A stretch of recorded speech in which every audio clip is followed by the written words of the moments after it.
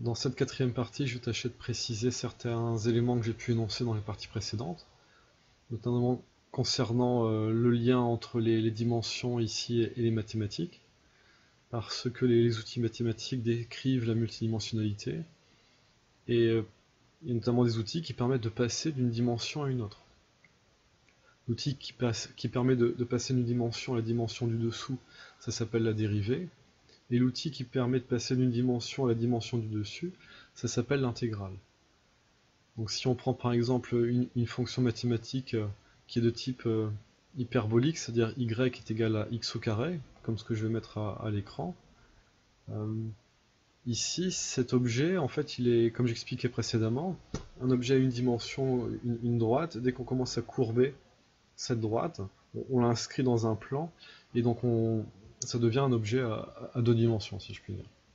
Donc ici, c'est vraiment le cas de la fonction y qui est égale à x au carré. Et en faisant la dérivée de cette fonction pour une valeur de x précise, on obtient une valeur qui correspond à la pente, donc à l'inclinaison de la droite, de la tangente, à la fonction hyperbole, pour cette valeur de x. Donc ici, la dérivée, on voit bien que ça nous fait passer d'un objet à deux dimensions vers un objet à une dimension. Donc ici, y égale 2x moins 1.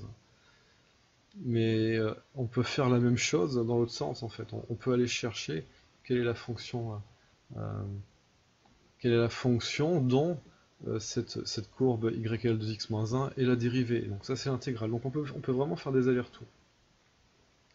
Et donc c'est ce qu'on peut aussi voir avec les formules qui permettent de déterminer les périmètres et R d'un cercle, R d'une sphère et volume d'une sphère. Donc là, c'est ce que je mets à l'écran. Et donc ici, si on prend par exemple l'aire du cercle qui est pi r carré, si vous faites la dérivée de pi r carré, vous obtenez 2pi r. Donc ce périmètre du cercle. Mais le périmètre de ce cercle, ça peut aussi être l'équateur d'une sphère. Et l'aire de la sphère, c'est 4 pi r carré. Et de la même façon, quand on fait l'intégrale de 4 pi r carré, on obtient 4 tiers de pi r cube qui permet d'accéder au volume d'une sphère. Donc vous voyez ici, vraiment avec cet outil mathématique, si on prend vraiment une sphère, on peut avoir le volume, on peut avoir la surface, on peut avoir l'équateur, et on peut avoir la surface du disque à l'équateur. Donc ça, ce sont les outils mathématiques qui permettent cela. Et vraiment, il y a une fonction, ce qu'on appelle les fonctions polynomiales, c'est le descriptif, c'est la formule d'un objet à n dimensions. Donc c'est de type f de x est égal à n x puissance n, plus an-1 x puissance n-1, plus ainsi de suite, plus a1x, mais c'est x puissance 1, et plus a0, mais c'est en fait plus a0 x puissance 0. Et là où c'est intéressant, c'est que quelle que soit la valeur de x, x puissance 0, ça donne toujours 1. Donc ici, on voit qu'au niveau de la dimension 0, quelle que soit la valeur qu'on voudrait donner à la variable, et bien en fait, c'est annulé et ça ramène toujours à l'unité. Donc si on prend un objet à 5 dimensions, donc c'est de type f de x, c'est égal à a5x5, plus a4x4, plus a3x3, plus, et ainsi de suite, plus a0, x0. Et donc voilà, les mathématiques, c'est vraiment inscrit la multidimensionnalité au niveau des mathématiques. Là où c'est intéressant les mathématiques, c'est qu'on a des... Par exemple, il y avait un mathématicien, je crois que c'est il y a 4 ou 5 siècles, qui avait réussi à démontrer quelque chose, et c'est seulement il y a quelques années qu'au niveau expérimental, les physiciens ont réussi à montrer que ce que les mathématiques donnaient était juste et vérifiable, donc ça se confirmait.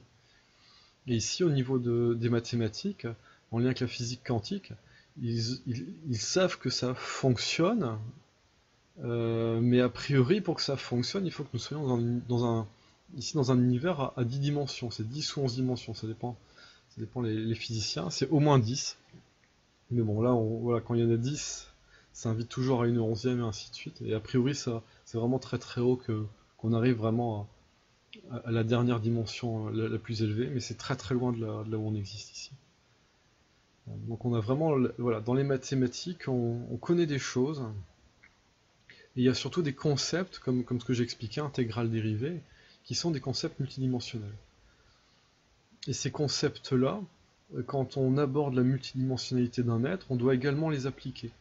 C'est-à-dire que quand on a un symptôme, un phénomène au niveau d'une dimension, c'est de regarder comment ça se projette dans les dimensions du dessous, et de voir dans quelle mesure il n'y a pas l'origine dans la dimension du dessus.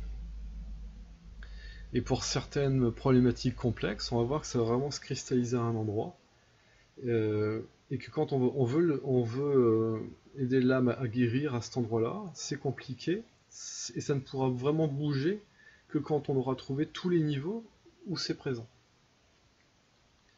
Donc par exemple, à des moments, on va trouver des corps dans les dimensions qui sont bloqués, mais quand on en débloque un, le symptôme ne bouge pas, et donc quand on regarde dans les autres dimensions, on voit que par exemple c'est sur 12 dimensions, que 12 corps sont bloqués de la même façon. C'est-à-dire qu'il y a parfois des... Soit c'est l'âme qui s'est fait quelque chose et ça a une répercussion sur les dimensions, soit on a fait quelque chose à l'âme pour la bloquer, et on l'a bloqué à plusieurs endroits. Donc quand c'est comme ça, c'est pas un verrou qui est sur un corps, c'est par exemple 12 verrous qui sont sur 12 corps. Mais dans ces moments-là, il faut dégager les 12 corps pour pouvoir généralement libérer le corps dimensionnel qui est au-dessus et qui centralise ce qui est en dessous. Parce qu'en fait, la multidimensionnalité, c'est vraiment ce concept-là. C'est-à-dire que tout est parti de, si je puis dire, de rien, de la dimension 0, et ça s'est démultiplié, ça s'est complexifié.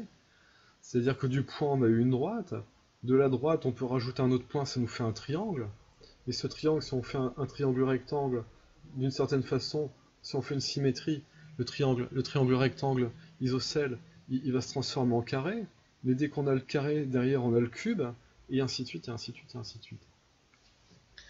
Donc il y a vraiment un lien entre les objets à 2 dimensions et les objets à 3 dimensions.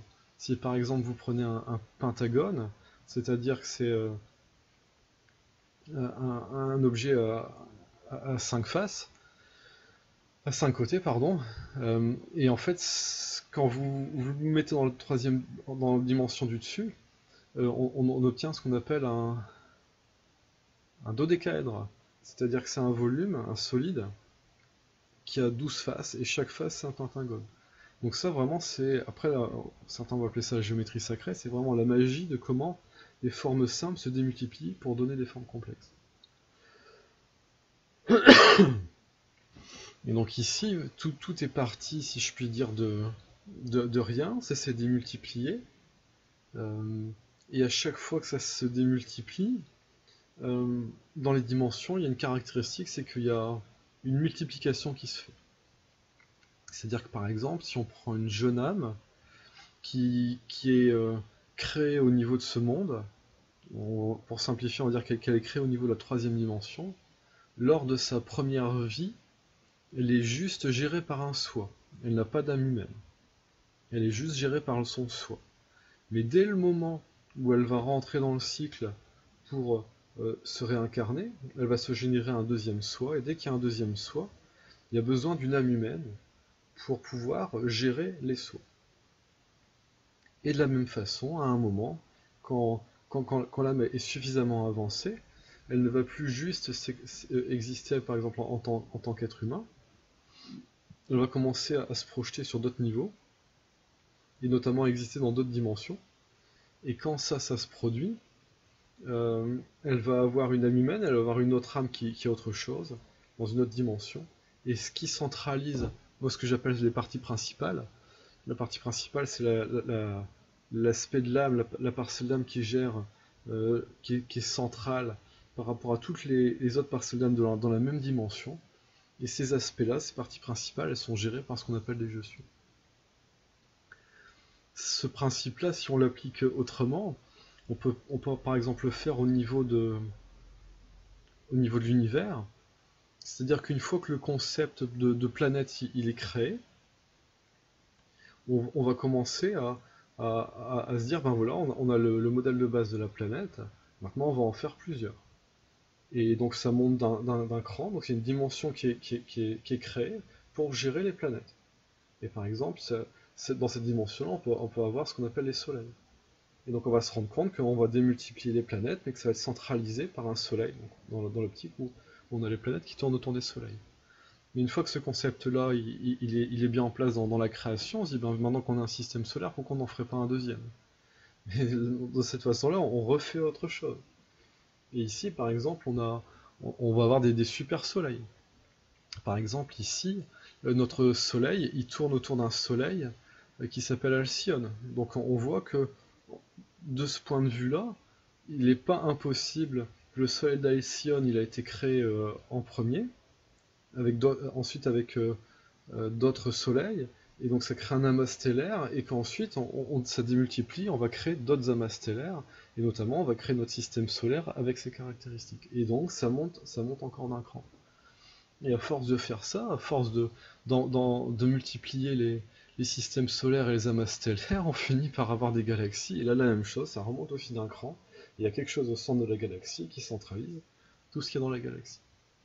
Et ensuite on démultiplie les galaxies pour avoir ensuite, voilà, sur plusieurs étapes des univers, après on multiplie les univers, et quand on a multiplié les univers, qu'est-ce qui a été créé? Ce qu'on appelle les mondes, et ensuite les mondes ont été démultipliés, et quand on a démultiplié les mondes, là on arrive à ce qu'on appelle une octave. Donc c'est 7 mondes, avec un 8e espace, qui est là pour pouvoir créer, c'est pour ça qu'on appelle ça une octave, et une fois qu'on a cette octave, et ben derrière ça a continué. Et donc nous ici, on est dans une octave qui a été créée relativement récemment, et ici, le plan de tout ce qui s'est construit jusqu'au concept de l'octave, quand l'octave a été recréée, tout a été reprojeté. Tout a été reprojeté jusqu'ici. Et ici, nos corps physiques, nos corps ici, ils ont une caractéristique, c'est qu'ils sont à l'image de l'ensemble. Donc ils sont vraiment à l'image de toutes les dimensions. Ce qui fait que les âmes, quand elles sont plus anciennes et qu'elles ont vécu dans d'autres dimensions, tout ça, ça se reprojette ici. Donc ici, nos corps dans notre vie humaine à l'heure actuelle, c'est vraiment, en plus avec ce qui se passe au niveau de la conscience, c'est vraiment des outils pour la réouverture à la conscience de l'ensemble. Quand je dis réouverture, c'est que normalement on ne devait pas perdre ça, pas comme ça s'est produit en tout cas. Et ici, il y a des choses qui sont en train d'être mises en place pour aller, comment dire, ça rend beaucoup plus compliqué ce qui a été fait par certaines âmes pour empêcher d'autres âmes de se souvenir. Donc en fait, on a tous été plus ou moins piégés dans des aspects évolutifs où on a eu tendance à tourner en rond pendant que d'autres profitaient de l'avantage qu'ils avaient de eux se souvenir, pendant que nous, on tournait en rond. Donc ce qui se fait que dans nos corps d'énergie autour du corps physique, qui sont à l'image de cette multidimensionnalité, on va retrouver toutes les clés, toutes les portes d'accès, toutes les manifestations qui sont en lien avec ce que l'on est dans toutes les dimensions où notre âme existe. Et que quand on va commencer à voir qu'on a des symptômes, par exemple au niveau du corps physique, c'est juste la projection, la déclinaison de problématiques qui sont à d'autres niveaux, dans au moins 95% des cas. Et même quand, par exemple, une personne va s'empoisonner, généralement, il y a quand même une explication. C'est pas que du psychosomatique, on peut aussi avoir des problématiques qui sont en lien avec des intoxications. Et quand on regarde l'intoxication, on peut avoir une autre réponse. Tout à l'heure, je regarde une vidéo avec quelqu'un qui fumait beaucoup, et en fait, le message qu'il dit, c'est j'étouffe, je m'intoxique en fumant, je m'étouffe en fait. Donc c'est toujours à l'image d'autre chose, c'est que comme il étouffe à un autre niveau, il se fait étouffer ici. Et finalement, ça a provoqué une mort prématurée pour cette personne-là. Donc c'est quasiment que de la projection ici. Donc qu'est-ce qui se passe en séance? On va partir d'un symptôme, et on va voir sur quoi ça ramène. Donc un symptôme ici dans l'instant présent, on va dire conscience de 3e dimension. Où est-ce que ça ramène? Et là, tac, 4e dimension, conscience de 4e dimension, on voit quelque chose qui s'est passé dans le temps, par exemple plus jeune dans l'enfance. On va travailler là-dessus, et là on va se rendre compte que ce qui s'est passé plus jeune dans l'enfance, ce n'est que la conséquence de ce qui s'est passé dans une vie précédente. Donc on va traiter ça, et là on va se rendre compte que dans cette précédente, quasiment c'était presque impossible de faire autrement, parce que c'était la conséquence de ce qui se passait dans une autre dimension, et ainsi de suite. Et donc généralement dans la séance on remonte comme ça, et on va débloquer de ce qui a débloqué. Donc parfois on a un problème, mais c'est un problème par exemple quand c'est sur 12 dimensions parmi 12 parties qui se sont projetées, et donc on règle les 12 pour ensuite pouvoir libérer, on va dire souvent c'est des parties principales, qui centralisaient tout ça. Et une fois qu'on a libéré, et ben derrière, généralement, la personne elle est amenée à faire des groupes de plus en plus grands, donc au début ça peut être une parcelle d'âme, 2, 3, et après ça va être 10, 15, 20, et après ça va être 100, 200, parfois c'est des dizaines de milliers, des centaines de milliers ou des millions. Pourquoi? Parce que comme ça remonte et que ça se résout sur la dimension, si je puis dire, élevée, et ben derrière il y a la mise à jour qui se fait sur tout ce qui est en dessous. Et quand une âme a plusieurs milliards d'années, elle a plusieurs millions de vies parfois, et donc ça fait énormément de parcelles d'âme à mettre à jour, si je puis dire. Et donc là, c'est ce qui est fait dans les séances. Donc ça, c'est pour le principe. Dans la pratique, de ce qu'on peut observer au niveau des couches dans les corps dimensionnels autour du corps physique, je vais prendre une observation qui est simple. Hein. C'est par exemple, on va trouver un implant, un boîtier qui est par exemple dans l'épaule. Ça, c'est ce qu'on voit. On ne voit pas au niveau physique, mais on le voit dans la dimension proche. C'est vraiment quelque chose de très mécanique pour bloquer la personne. Et quand on regarde au-dessus, on va trouver des marques ou parfois des objets plantés. Et quand on regarde au-dessus, on va voir qu'il y a une énergie qui est en lien avec ça. Souvent, ce que j'appelle l'énergie, c'est vraiment une masse d'énergie qui peut avoir des fois c'est juste des yeux, avec une masse, avec parfois des sortes de pseudopodes, parfois c'est plus sophistiqué. Et on va observer ça à un niveau. Et quand on va regarder à un niveau plus haut, par rapport à d'autres dimensions, on va voir d'autres choses qui apparaissent. Notamment, on peut avoir des aspects qui sont symboliques sur certains plans. Donc par exemple, on va voir qu'une personne elle a un chapeau noir, une couronne noire, et ça c'est ce qu'on voit à un niveau. Et si on regarde à un autre niveau, on va voir que c'est comme une créature qui est posée sur la tête, et ainsi de suite. Donc quand c'est comme ça, c'est de regarder à tous les niveaux, et de voir qu'est-ce qui est en lien. Et parfois on va arriver à un niveau, on va dire oh c'est là qu'est le cœur, on va voir parfois qui a mis ça en place. Est-ce que c'est un être qui est venu prendre le pouvoir sur un autre dans cette dimension-là? Ou est-ce que c'est dans cette dimension-là la personne qui a choisi de donner son pouvoir à l'autre en pactisant? Et ensuite on voit les conséquences que ça a. Donc ici, la notion à un niveau, la notion de libre arbitre, elle est vraiment entravée par les aspects qu'on va qualifier de karmiques, qui sont en lien avec des positions qu'on a pu prendre dans certaines vies, ou des accords qu'on a passés qui nous obligent, qui nous engagent à fonctionner d'une certaine façon. Et ça, si on reste juste sur l'aspect basique ici, on peut pas s'en sortir. De la même façon, prendre conscience pour les choses simples au niveau émotionnel ou au niveau psychologique, ça peut débloquer les choses, mais quand c'est des choses beaucoup plus anciennes, on a généralement la nécessité d'aller voir ces aspects-là. Quand ça part d'une dimension et que ça se répand en montant, généralement, ça peut, quand je parle des aspects ici, généralement ça n'a pas trop de conséquences. Mais par contre, quand c'est des choses qui sont importantes dans les dimensions élevées et que ça s'est projeté ici, c'est quasiment impossible de se débloquer ici, sans aller revoir ce qui se passe dans les dimensions au-dessus. Donc ça, c'est vraiment ce que je propose dans la séance individuelle, c'est du pragmatisme. Si c'est des événements simples qu'on peut régler ici, on les règle ici, mais quand ça commence à vraiment coincer fort, ça veut dire que les verrous ils sont à un autre niveau, et que plus il y en a, plus c'est compliqué de s'en sortir. Donc là, je vais pas en dire plus pour aujourd'hui. Je referai une vidéo pour un peu plus développer ce qu'on trouve dans les corps d'énergie en termes d'implants, d'énergie, d'entité, et toutes ces choses-là. Et aussi, j'expliquerai, je redonnerai des précisions sur comment percevoir les choses, c'est-à-dire les grilles de lecture à avoir pour pas se tromper, pour pas se leurrer, pour pas nous-mêmes créer des filtres qui pourraient engendrer une trop grande subjectivité. Voilà, je vous remercie pour votre attention et je vous dis à bientôt.